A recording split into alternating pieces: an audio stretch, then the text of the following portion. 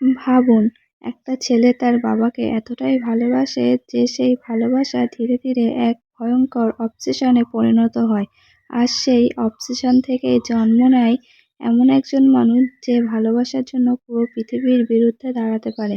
কিন্তু প্রশ্ন হলো, ভালোবাসা কি সত্যি তাকে মানুষ বানায়, নাকি একটা বিপজ্জনক অ্যানিমালে পরিণত করে? আজ আমরা জানবো অ্যানিমাল মুভির পুরো গল্প।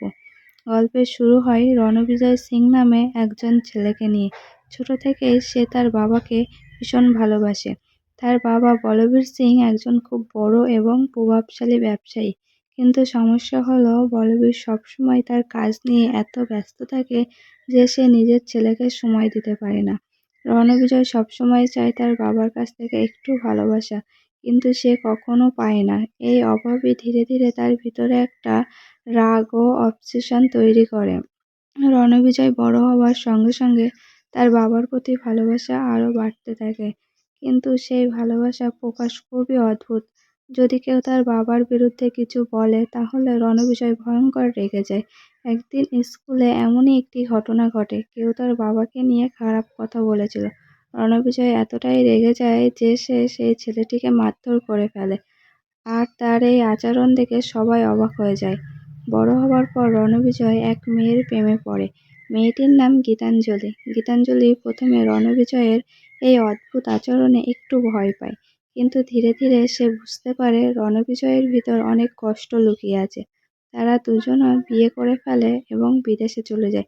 কিছুদিন তো সবকিছু ভালোই চলছিল, কিন্তু তখনই আসে গল্পের আসল মোড়। একদিন খবর আসে রণবিজয়ের বাবা বলবীর সিং এর উপর কেউ ভয়ঙ্কর আক্রমণ করেছে, কেউ তাকে হত্যা করার চেষ্টা করেছে। এই খবর শুনে রণবিজয় যেন পাগল হয়ে যায়।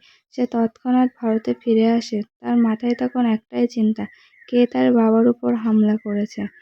ভারতে ফিরে রণবিজয় পুরো বিষয়টা তদন্ত করতে শুরু করে। সে বুঝতে পারে এই হামলার পেছনে আছে এক বড় অপরাধ চক্র। এখন তার একটাই লক্ষ্য, যে মানুষগুলো তার বাবার উপরে আঘাত করেছে তাদের সবাইকে খুঁজে বের করা। কিন্তু প্রতিশোধের পথে রণবিজয় আরও বেশি হিংস্র হয়ে ওঠে। রণবিজয় ধীরে ধীরে এমন একজন মানুষে পরিণত হয় যে কোনো নিয়ম মানে না। তার কাছে একটা জিনিসই গুরুত্বপূর্ণ, সেটা হলো তার বাবার নিরাপত্তা। সে একের পর এক অপরাধীদের খুঁজে বের করে এবং তাদের নির্মমভাবে শাস্তি দেয়।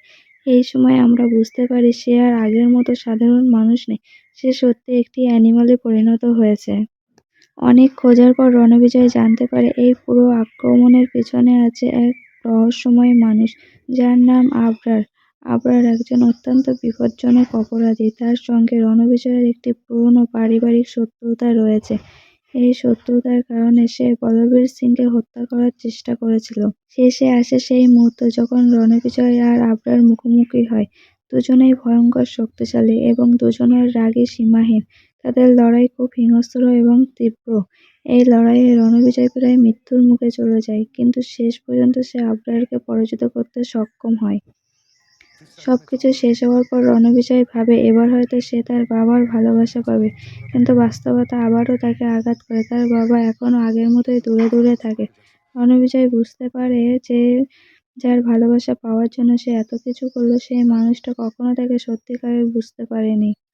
এই গল্প শুধু প্রতিশোধের নয়, এটা একজন মানুষের গল্প যে তার বাবার ভালোবাসা পাওয়ার জন্য নিজেকে ধ্বংস করে ফেলেছে। ভালোবাসা কখনো কখনো মানুষকে শক্তিশালী করে, কিন্তু কখনো কখনো তাকে একটি অ্যানিমালেও পরিণত করতে পারে। এই ছিল অ্যানিমাল মুভির পুরো গল্প। আপনার কি মনে হয়, রণবিজয় কি সত্যিই খারাপ মানুষ ছিল, নাকি সে শুধু ভুলভাবে ভালোবাসা প্রকাশ করেছিল? কমেন্টে আপনার মতামত জানাতে ভুলবেন না। আর এমন মুভি এক্সপ্লেনেশন দেখতে চাইলে আমাদের চ্যানেলটি সাবস্ক্রাইব করতে ভুলবেন না, এবং আপনি যদি ফেসবুক থেকে দেখে থাকেন তাহলে অবশ্যই ফলো করবেন। ধন্যবাদ।